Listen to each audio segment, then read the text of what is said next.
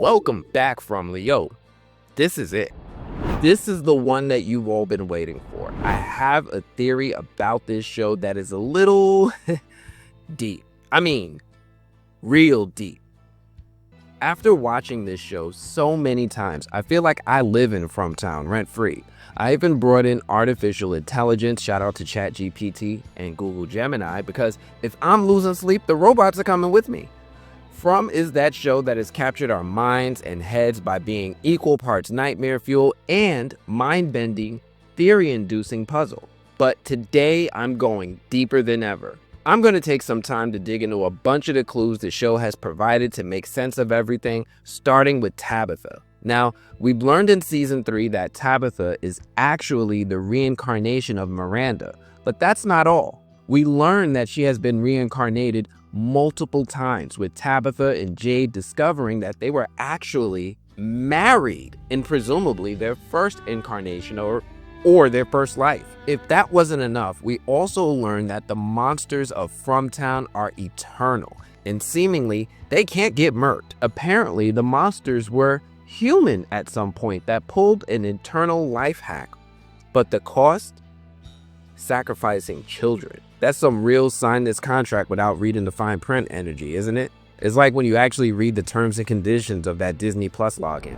One of the children sacrificed was the daughter of Tabitha and Jade in presumably their first incarnation or their first life. They somehow tried to save their daughter from her fate, but they failed. They failed and their daughter was sacrificed. And somehow they're stuck in their own twisted cycle in which they repeatedly attempt to save the children. Add in the kids pouring their hopes into the roots of trees and creating the faraway trees, and we have a downright diabolical situation. But that's not everything. We're starting to learn about what is happening with the characters in FROMtown, but we still don't know the details on how this all started. Here's my theory on how it started.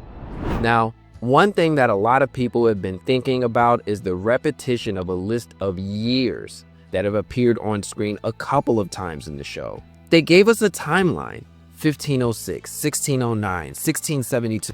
It's like someone wrote down the worst seasons of Survivor, FROMtown edition. I half expect Jeff Probst to pop out of the woods and say, "The tribe has spoken.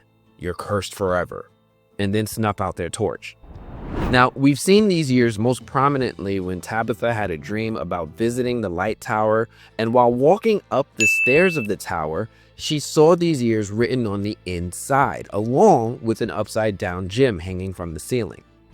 Now, most theorists have come to the conclusion that these numbers are years, and these years likely coincide to the times that Tamiranda has returned to FROMtown in another incarnation in an attempt to save the children.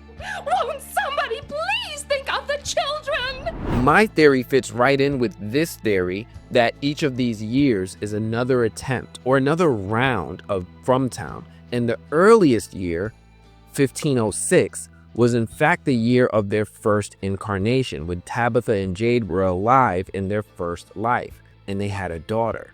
We don't know if they had any other kids, as the show doesn't explicitly say that they didn't, but we know with reasonable certainty that they at least had a daughter. Now, one of the major details that I think was a major clue when watching From was this map of the United States hanging in the sheriff's office. This is a map showing where in the country all of the residents were driving when they were transported to FROMtown and trapped. We saw this map as early as season 1, and the way they focused on this map felt like a major clue. There was something about this map, and it got me thinking that there has to be something important about where they were in the country and how it ties into everything. I think I've cracked something major. We know the Matthews were in Arizona when they were transported, and Jade was in Florida, and Kenny was outside of Austin, Texas. But let's think about this for a second. What if all of these locations have something in common? Do you see it yet? No? Now, as someone who has asked the majority of this cast, why is this show called From? Yeah, let's do. Why is this show called From? Why the fuck did? Why is this show called From? Why is this show called From? why is this show called From? To many mixed answers, I started to come up with my own theory for the title of the show. And I think it ties into the years that Tabitha encountered in the lighthouse. More specifically, I think it ties into the year 1506. Knowing that we only see people in FROMtown were transported from within the United States, and these years that we've seen, I started to look into what America was like in 1506. Doing some research, I found out that some of the earliest non-Native American settlers came to this land in the 16th century, and some even earlier. What if FROMtown is the supernatural aftermath of early Native American and pilgrim interactions? What if it's a place born from broken promises, betrayal, and a very, very dark bargain? Buckle up, I've got the map, the lore, and some eerie connections to back this up. So, we said that the residents of FROMtown were all driving across the US when they got transported, right? Some were in Florida, some were in Arizona, others in Maine. They were coming from everywhere. But here's the kicker. If you map those exact spots, most of them line up shockingly close to Native American tribal lands, sacred territories, or sites with heavy historical significance. Let's break it down. The Arizona and New Mexico pins? That's Navajo Nation and Hopi lands. This is sacred ground, rich in history and stories of spirits connected to the earth. The Oklahoma pin? That's deep in Choctaw and Cherokee territory, places marked by tragedy like the Trail of Tears. South Dakota? Pine Ridge Reservation, Lakota Sioux land, known for its powerful ancestral and spiritual history. Even the pin in Maine ties to tribes like the Penobscot and Passamaquoddy, whose legends often revolve around ancestral spirits and curses. You see where I'm going here? These spots aren't looking very random. These locations might actually be traps, kind of like supernatural snares left behind as punishment for settlers and their actions from centuries ago. Now, let's add a little lore seasoning. Picture this. When the pilgrims arrived, desperate for survival, some might have made deals with the indigenous people. Deals that were spiritual, dark, and even dangerous. My thought is that maybe the Native Americans, angered by the settlers' colonization, offered them a twisted form of revenge. Sacrifice your loved ones, and you'll get eternal life. And the settlers, driven by greed or fear, took the bait, only to realize that they've been tricked. Instead of eternal paradise, they were cursed. Their children, the Anghkooey kids, became trapped souls, wandering between life and death. The settlers themselves were transformed into monsters in the woods, forever stuck into a purgatorial prison, a nightmare dimension we now call FROMtown. We see imagery to help support this in the caves below town. In those caves, we see drawings on the wall. We see imagery on the left-hand side that resembles imagery of people in what looks like boats. If these are boats, this could be a drawing of settlers traveling by boat on a river and traveling further inland into what we now know as North America. I believe the triple F looking symbol on the sides of them may be depictions of trees. We learned in school that settlers would sometimes present themselves as friendly people and offer trade with the indigenous people of the land. However, we also know that this was oftentimes a ruse by the settlers. Some settlers literally provided disease-infested blankets in order to eliminate the natives so that they could overtake their land and resources in an act of colonization. So we have a theory that this started during the colonial period and involved Native Americans, but then there's also the man in yellow, a character who, as of right now, is shrouded in mystery, but is clearly significant. If my theory holds, he could be one of the first pilgrims tricked into this curse. Maybe he's the original sacrificer, someone who set all of this in motion centuries ago. There's an image in the caves of 10 people standing around the altars that were used to sacrifice the children, and we also see a drawing of the symbol.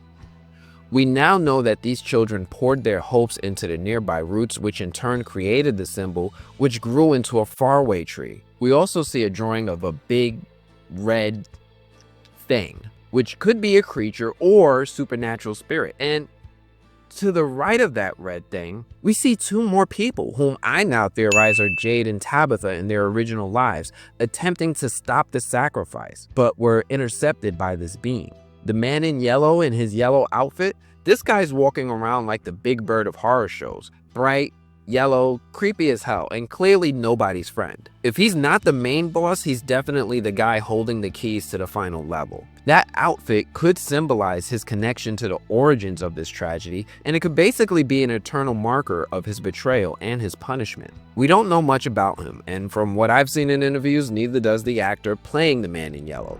But we do know that he behaves slightly differently than the typical monsters. He moves around in daylight and has a slightly different appearance than the others with his darker shade of eyes. He's a bigger threat than the other monsters, but I don't believe that he's the evil entity itself that granted the twisted eternal life to the settlers. I think he's more of like a mid-level boss that is an obstacle in between our residents and learning the truth. So what happens when people stumble near these sacred, cursed lands? That's where the traps activate. Driving too close, being in the wrong place at the wrong time, bam! You're transported into FROMtown, a supernatural snare passed down for generations, pulling unsuspecting souls into this ancient punishment. Think about it. Every pin on the map matches with Native American tribal lands or their proximity. It's like these locations are still guarded, still sacred, and still active in ways we just don't fully understand.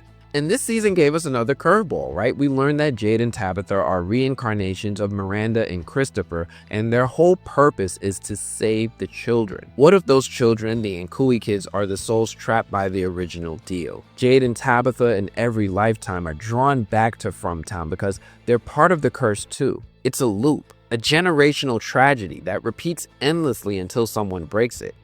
Oh, and let's not forget, one of the kids might be their daughter from their original life. If that doesn't give you chills, I don't know what will. So here's where we land. FROMtown isn't just a random purgatory. It's a supernatural prison tied to Native American history. A consequence of settlers' actions, broken promises, and dark deals made centuries ago. The monsters, former pilgrims. The kids, trapped souls. The town itself, a punishment that never ends unless someone finds a way to undo it. You think I'm reaching? Go look at the map. Check the tribal lands. Tell me this isn't adding up. If I'm wrong, trust me, I'll eat my words and maybe a faraway tree snack pack, but I bet you won't unsee this theory now. And let me know your thoughts. Is FROMtown really a cursed remnant of colonial history, or is there something even darker hiding in those woods? Hit the comments and let me know. Keep those theories rolling. Anyway, that's all I have for this one as usual. Hey, if you're new here to the movie blog, please do me a big favor. Like, subscribe, hit that notification bell because I'm not done cracking this puzzle yet. FROMtown has secrets and together, we're going to solve them. I'm going to see you all next time. Until then, I'll check you all later. Peace.